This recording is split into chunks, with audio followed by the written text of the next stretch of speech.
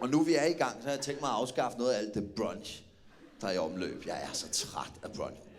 Men misforstår mig ikke, jeg spiser det, hvis der ikke er andet. Og det er der ikke. Men det der med at skulle dyrke brunch, som om det er en begivenhed, så på torsdag, så skal vi rigtig ud og brunche. Nogle folk, der også stadig spiller bowling, der ikke har indset, at vi lever i år 2009. Skal vi også gå ud og synge karaoke? Hvad fanden fejler du? Går du med digital ur også? Hvad er der i vejen med dig? Det er overstået. Det er kun alle de der nybagte forældre, der stadig dyrker det som ugens eventyr, ugens højdepunkt.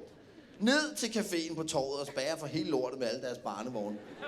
De har siddet og kukkelurer i deres lejlighed hele ugen, og endelig har de våget sig ud af grotterne. Man kan se, de er helt solblændede og mystificeret over at være udendørs.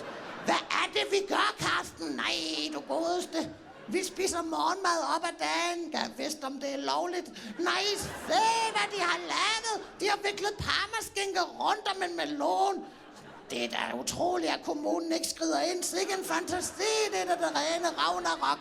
Nej, se, Karsten, de har bagt en tomat i ovnen med basilikum på toppen. Skal det nu være morgenmad? Jeg er rystet, men jeg kan lide det. Nej, se, stjernefrugter, hvad skatter du? Bliers, det var det mest fantastiske. Jeg må straks ringe til Marianne og berette om, hvad jeg har oplevet. Nej, pandekager, de er stablet i en stak. Sikke en balanceevne, sikke en dessert, du godeste. Nej, se, Karsten, de har puttet ymer op i et fadelsglas med mysli på toppen. Hvor får de det fra? Fra køleskabet. Gå nu hjem og æd jeres havregrød.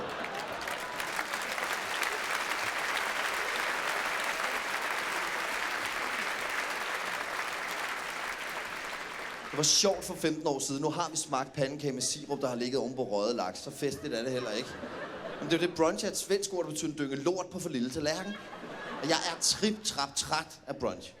Og hvis I stemmer på mig, så siger jeg fuck brunch. Jeg giver jer munch. Morgenmad og aftensmad i et. Med dister med guldkorn. Et eller andet nyt skal der ske. Og jeg siger ikke, brunch bliver ulovligt. Jeg siger bare, der skal indføres nogle alternativer til en fyr som mig, der bare gerne vil have et blødkogt æg og en spandauer.